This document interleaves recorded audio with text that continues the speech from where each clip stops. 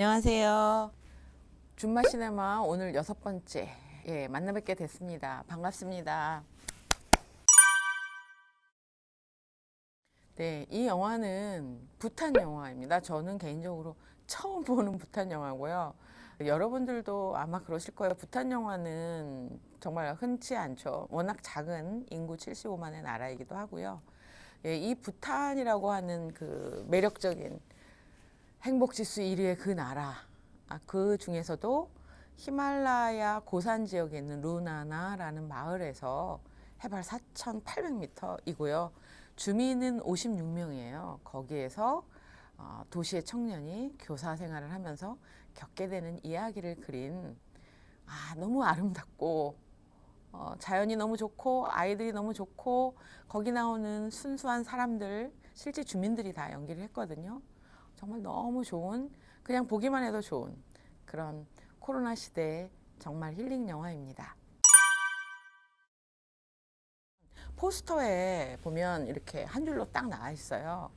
철부지 선생 구름이의 학교를 가다.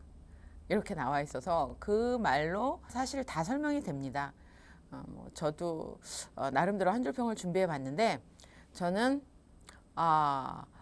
해발 4,800m 히말라야에서 불어오는 자연과 바람이 온몸을 관통하며 우리를 행복하게 해주는 영화.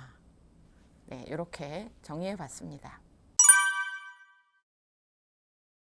이 영화에 대해서 간략하게 소개해 드리면 부탄이라고 하는 나라에서 그 아까 말씀드린 대로 인구가 75만 정도이고 그 젊은 교사 우겐이 주인공이에요. 그래서 아마도 부탄은 한 번 교사가 되면 5년의 의무 연한을 채워야 되나 봐요. 그런데 이제 우겐은 그만하고 호주로 가고 싶은, 이민을 가고 싶은 청년이고요. 도시 청년이고 이 우겐에게 마지막 5년 차를 교육부에서 부탄에서도 저 북쪽에 있는 히말라야 산맥 바로 아래 고산 마을 루나나로 전근을 보내게 됩니다. 그게 이야기의 시작이고, 그래서 전근을 가는 과정, 거기까지 가는 과정, 이게 약 일주일 정도가 걸려요.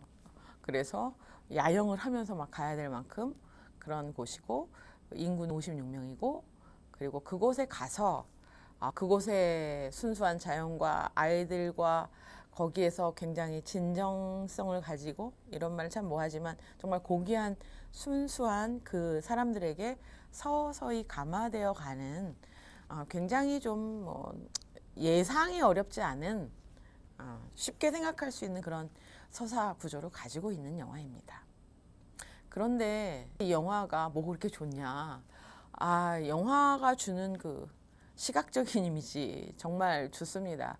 더구나 코로나로 인해서 아무데도 우리 못 가고 있잖아요. 비행기를 타고 오지 혹은 다른 나라를 갔던 게 정말 꿈만 같고, 이런 시절에 감독이 아주 익스트림 롱샷으로 계속 잡아주는 그 히말라야의 설산들, 구름이 중턱에 가린 산들, 그리고 초원지대에 있는 사람들, 그런 자연을 그냥 보고 있는 것만으로도 너무 좋고, 그리고 영화 속에 나오는 등장인물들이 몇 명을 빼고는 전부 그 지역 진짜 주민들이에요. 아이들도 그렇고. 믿겨지지 않을 정도로 너무 자연스럽게 이렇게 잘 영화 속에 녹아 있고, 이렇게 영화 속에서 우겐이 처음에는 서먹하다가 나중에 친해지는 과정 그대로 정말 그 사람들이 이렇게 친해지는 게 느껴져요. 그래서 그런 어떤 너무나 순박하고 순수한 그런 분들이 주는 그런 행복감, 그리고 노래, 부탄 노래, 특히나 야크를 치면서 사는 그 지역 사람들의 노래가 주는 그 노래에 대한 것도 굉장히 좋습니다. 그래서 그냥 줄거리도 별로 어렵지 않고 그냥 쭉 따라가다 보면 그냥 너무 행복해서, 저도 지금도 눈을 이렇게 감고 거기에 이렇게 가 있는 상상을 저도 모르게 하게 되는 그런 영화입니다. 그리고 영화 속에서 그런 얘기가 나옵니다. 철부지 교사 우겐이 마음을 열고 자기의 장래 계획을 얘기하거든요. 자기의 적성을 찾아서 호주에 가서 가수가 되겠다. 이제 이런 얘기를 할 때 그 촌장님이 그런 얘기를 해요. 세계 사람들은 부탄이 가장 행복한 나라라고, 세계 1위 행복한 나라라고 하는데, 그 나라에 살고 있는 젊은이들, 그리고 미래를 어루만진다는 표현을 하는데, 미래를 어루만져서 만들어낼 수 있는 능력 있는 사람들은 전부 다른 나라로 행복을 찾아가네요 하면서 굉장히 울적해하는 게 나오는데, 부탄의 현실에 대한 감독과 그리고 그 애정을 갖고 있는 사람들의 어떤 그 고뇌가 보여지는 대목이었고요. 이 영화가 제목이 교실 안에 야크잖아요. 그래서 야크를 못 보신 분들도 계실 것이고, 혹은 중국이나 티벳에 오지 여행을 가다 보면 갑자기 차가 딱 멈춰서서 몇 시간씩 기다려야 되는 때 있거든요. 야크 이동을 그냥 비껴가기 위해서. 이렇게 저도 그랬던 경험이 한 번 있는데, 이 야크는 이쪽 주민들에게 굉장히 특별한 의미가 있나 봐요. 그래서 영화 속 대사 속에 우겐이 이제 뭔가 변화를 겪고 나서 이런 얘기를 하거든요. 제가 루나나와 무슨 인연이 있었던 것 같아요. 아마도 제가 전생에 야크를 치던 목동이 아니었을까요? 그랬더니 뭐라고 말을 하냐면 상대가 아마 목동보다 더 훌륭한 야크였을 겁니다. 이렇게 얘기를 하더라고요.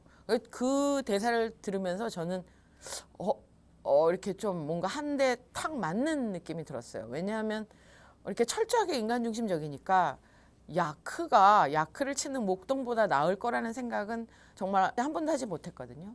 근데 그분의 얘기는 야크는 정말 머리끝부터 발끝까지, 심지어 배설물까지 정말 모든 것을 다 준다 우리에게. 그러면서 어떤 세상을 행복하게 사는 사람들의 가치관이랄까, 우리의 삶과 우리가 살고 있는 이 지구라는 공간과 우주를 인간 중심으로 보지 않는 느낌을 받았던 그런 대사였습니다. 영화는 그 부탄 출신의 감독이에요. 파우 초이닝 도르지 감독이 만든 이분의 자기만의 첫 장편 작품이고요. 그리고 여기 나온 그 배우들이 아까도 말씀드렸지만 주인공 3명을 빼고는 다 현지인들이라는 거, 요것도 눈여겨보시면 좋고요. 마지막 영화 끝나고 엔딩 크레딧에 보면 생스포 누구누구 막 이렇게 나오잖아요. 그래서 맨 마지막에 뭐라고 나오냐면 노블, 고귀한 루나나 주민들에게 이렇게 감사를 한다라는 말이 나오거든요. 그리고 참고로 이게 우리가 정말 보기 힘든 부탄 영화니까 오겐이 선생님이어서 수업을 하잖아요. 그러면 그 부탄이 공용어가 2개래요. 영어하고 종카어. 그러니까 종카어가 그 지역도 고유의 언어죠. 근데 종카어가 우리 뭔지 모르는데 우겐이 수업하면서 종카어를 가르치는 부분이 영어도 있지만 2번 나와요. 가갸 거거 뭐 이렇게 나오는데 한글보다 훨씬 복잡한 다양한 모음 체계를 가지고 있는 그런 배우기 어려운 언어라고 합니다. 종카어도 한번 보시고, 그리고 등장인물들의 복장 보시면 저는 뭐 그냥 그렇게 입나 보다 했는데 의외로 이 부탄이 전통을 지키는 것에 대한 자긍심과 그러려고 하는 어떤 자발적 의지가 좀 있는 나라이며 있는 사람들인 거로 것 같더라고요. 그래서 전통 복장을 입는 것이 의무로 되어 있대요.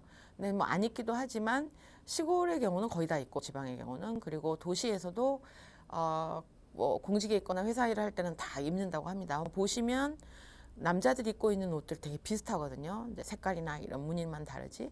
고라 그래서 우리나라 두루마기랑 되게 비슷해요. 굉장히 편해 보이고, 여자들 옷도 우리나라 개량 한복이랑 정말 비슷해요. 그것도 키리라고 하는 전통 복장입니다.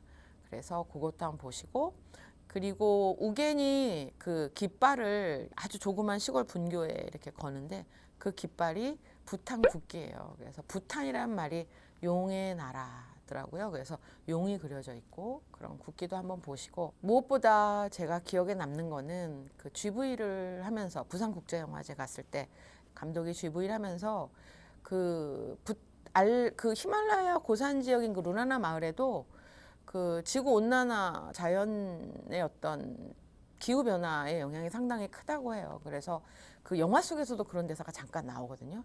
눈이 많이 없어졌다고 나오지만, 그런데 그 영화에 보면은 그 마을로 가는 굉장히 재밌는 다리가 2번 나오는데 그거 지금 다 없어졌대요.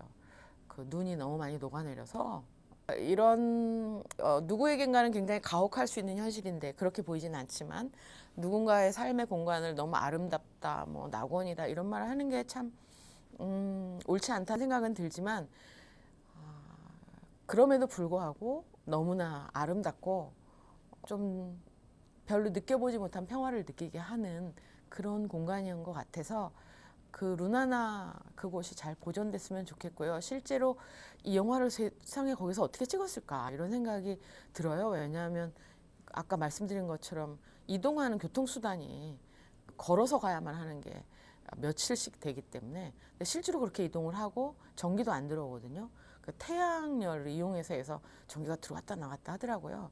실제로 그런 열악한 환경에서 영화를 촬영했다고 합니다. 그리고 마지막으로 그 노래가 굉장히 중요한 어떤 소재로 나오는데 저도 부탄의 노래 그리고 부탄의 노래도 여러 가지가 있겠죠. 아직 그 나름대로의 어떤 자기의 고유성이 남아있는 고산 지역의 목동의 야크의 노래 굉장히 좋아요. 좋다는 말보다는 좀 달랐던 것 같아요. 제가 듣던 노래랑은. 그러면서 계속 마음속에서 이렇게 울리거든요.